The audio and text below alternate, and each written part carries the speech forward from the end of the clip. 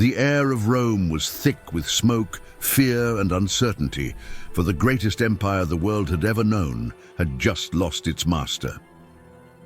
It was the year 68 AD, and as the echoes of Emperor Nero's final breath faded into silence, Rome stood on the brink of chaos.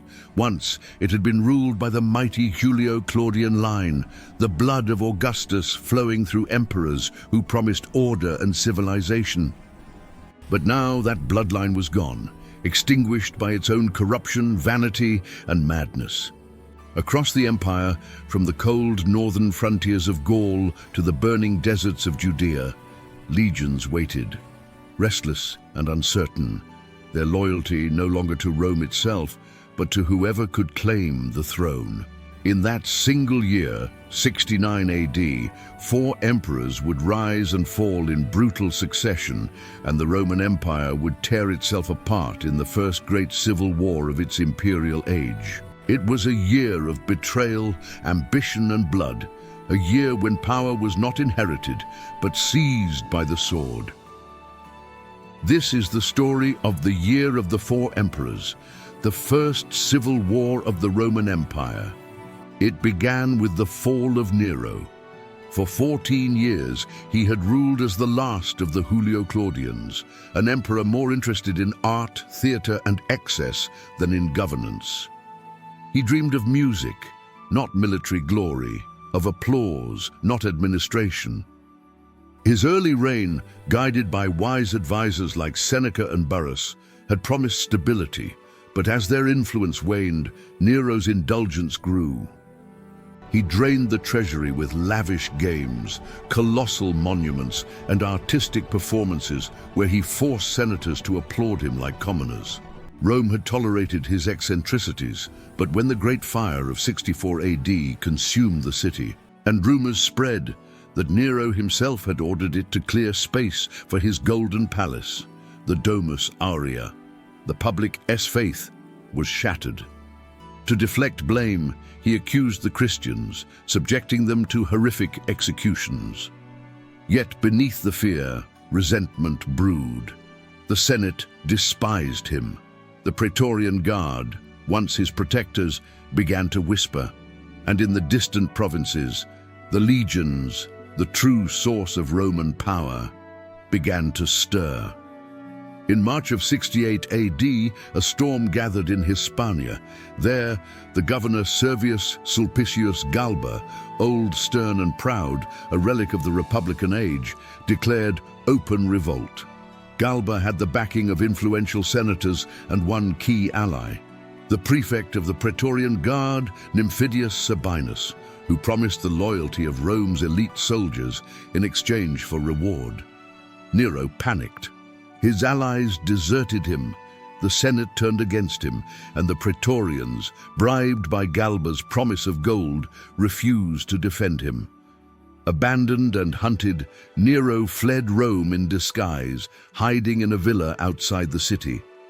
There, trembling, he uttered his final words before driving a dagger into his throat, "Qualis artifex pereo." What an artist dies in me. With Nero's death, the Julio-Claudian dynasty ended. Rome, for the first time in a century, had no emperor. And yet, the death of the tyrant did not bring peace. It brought uncertainty, for the empire was vast, its legions powerful, and loyalty fragile. Galba entered Rome as the savior of the Republic reborn, but the reality was far from it. The 70-year-old governor, rigid and unforgiving, refused to pay the promised donative to the Praetorian Guard, calling them spoiled and corrupt. To the legions, he was cold and distant, a man of austerity in an age of greed. His entrance to Rome, rather than triumphant, felt uneasy. The people expected celebration, but Galba offered only discipline. He executed Nero's loyalists without trial, replaced provincial governors with his own men, and alienated almost everyone whose support he needed. In his arrogance, he declared himself not the choice of soldiers or senate, but of destiny. The praetorians felt cheated, the Senate disillusioned, and in the provinces, new ambitions began to awaken. Among them was Marcus Salvius Otho, the governor of Lusitania, once a friend of Nero, now a man who felt robbed of the power he believed was rightfully his. Otho had supported Galba early, hoping to be named successor. But when Galba adopted instead a young noble, Piso Licinianus, as his heir, Otho's pride turned to fury. In January of 69 AD, Otho made his move. With the help of the Praetorian Guard, still angry over Galba's refusal to pay, he staged a coup. As Galba and Piso marched through the Roman Forum to sacrifice at the Temple of Vesta, assassins struck. The old emperor was dragged from his litter and butchered in the street. Piso, cornered in the temple, met the same fate. Their severed heads were paraded on pikes as the mob cheered. On that blood-soaked day, Otho was proclaimed emperor by the Praetorians, and the Senate, terrified and eager to survive, confirmed it. But Otho's triumph was short-lived, for far from Rome, another challenge was rising. In the northern provinces of Germania, the legions had refused to recognize Galba months earlier. And when word reached them that Otho now sat on the throne, they saw weakness and opportunity. Their commander, Aulus Vitellius, governor of Lower Germany, was a man of indulgence and appetite, beloved by his soldiers for his generosity and disdain for discipline. His troops hailed him emperor before he even reached the Rhine. By February 69 AD, the empire had two masters, Otho in Rome, Vitellius in the north, and both prepared for war. Otho's rule was brief but energetic. He sought reconciliation, promising to continue Galba's reforms while appealing to the legions for unity. Yet diplomacy could not bridge the gap. Vitellius's armies, hardened veterans of the Rhine legions, began their march into Italy under two capable generals, Valens and Caecina. Otho, realizing the threat, assembled his own forces, including the elite Praetorians and legions from Dalmatia. In April 69 AD, the two armies clashed near Bedriacum, close to the town of Cremona in northern Italy. The battle was fierce and chaotic. Dust, blood, and confusion filled the air. Otho's men fought bravely, but Vitellius's disciplined legions, reinforced and experienced from frontier warfare, gained the upper hand. When the battle turned against him, Otho faced an agonizing choice. Rather than plunge Rome into further bloodshed, he chose death. In his tent, calm and composed, he fell on his sword, declaring that he would not be the cause of another Roman's death. He was 36 years old. When news of his suicide reached his troops, many wept. For even in defeat, Otho's final act showed the dignity Rome had lost. Vitellius now stood as emperor, but his reign was a slow descent into ruin. He entered Rome not as a ruler, but as a conqueror of Romans. The city was drenched in feasts, spectacles, and indulgence. Vitellius, once beloved for his humility, now drowned himself in excess, hosting banquets that lasted for days while the treasury emptied. He replaced Nero's artistic obsession with gluttony, devouring his empire's wealth in endless pleasure. Yet as he reveled, storms gathered once more in the east. There, in the province of Judea, a new name began to echo through the legions, Titus Flavius Vespasianus, or simply Vespasian.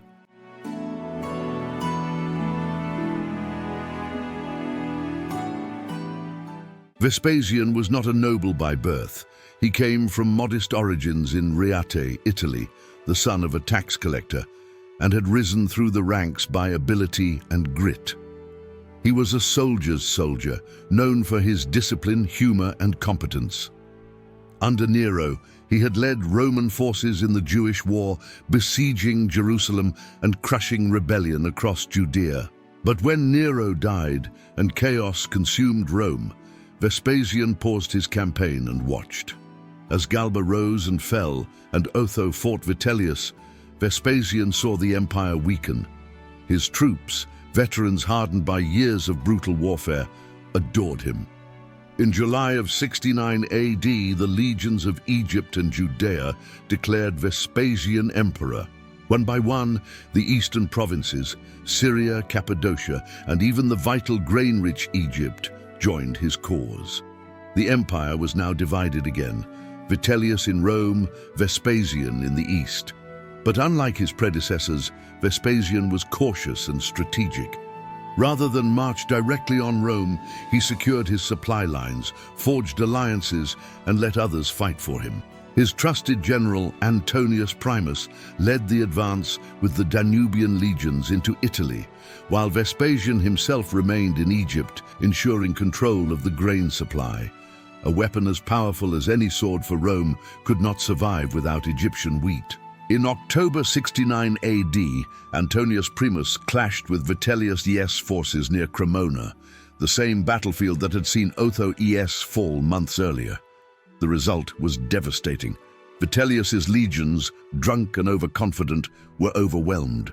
Cremona was sacked, burned, and looted, a grim reminder that the Roman army, once the guardian of order, had become an engine of civil destruction. In December, as Vespasian's forces approached Rome, Vitellius's world collapsed. The Senate turned against him, his generals deserted, and the Praetorians no longer obeyed. Yet even in defeat, Vitellius clung to hope. He tried to negotiate, to abdicate, but the people of Rome, weary of blood, demanded his removal. On December 20th, 69 AD, the Flavian troops stormed the city. Streets turned into battlefields as citizens hid in their homes, watching soldiers slaughter each other under the shadow of the Capitoline Hill. Vitellius, cornered in the imperial palace, tried to hide in a porter's lodge, but was dragged out by his hair, beaten and killed. His body was thrown into the Tiber, the river that had seen Rome's rise now bearing witness to its decay. When the dust settled, Vespasian was emperor. But unlike those before him, his rule brought stability, not chaos. When he finally entered Rome in 70 AD, it was not with triumph but with purpose. The empire was exhausted, its legions scattered, its treasury drained, and its people traumatized by civil war. Vespasian set about rebuilding what had been broken. He restored discipline to the army, curbed the excesses of the Praetorians, revived the economy through taxation and construction, and began a new dynasty, the Flavian. Under his reign, Rome rose again, rebuilding the burned ruins of Nero's palace into something new, the Colosseum, the symbol of Flavian strength and public unity. The year of the four emperors was over, but its legacy would echo through centuries. It had shown the world that Rome's greatest threat did not come from barbarians or distant enemies, but from within, from the ambition of its own generals and the corruption of its politics. For the first time, emperors were made not by birth or Senate decree, but by the legions, by men with swords and the will to use them. The principle of hereditary succession had died with Nero. The principle of military power had been born. The empire would never again be the same. Vespasian's victory did more than end a civil war. It defined the future of Rome. He established a dynasty based not on divine blood, but on merit, restoring faith in leadership through practicality and order. His sons, Titus and Domitian, would carry the Flavian name into the next generation, ushering in both glory and tyranny. Yet, in truth, the empire had crossed a threshold it could never return from. The purple robes of the emperor were now a prize, not a birthright. As we look back on that fateful year, 69 AD, we see the anatomy of imperial chaos. Galba, the austere reformer who promised virtue but lacked mercy. Otho, the opportunist who showed courage in death that he never found in life. Vitellius, the glutton who mistook indulgence for power. And Vespasian, the soldier who outlasted them all, not by destiny but by discipline. Their stories form a mirror to the empire itself, magnificent, ruthless, and endlessly human. The year of the four emperors remains a lesson in the price of ambition and the fragility of power. It reminds us that empires, no matter how mighty, can crumble from within when greed outweighs duty, when pride replaces wisdom, and when the pursuit of power becomes the empire's only law. Rome would endure for centuries more, but the warning had been given, a warning written not in ink, but in blood.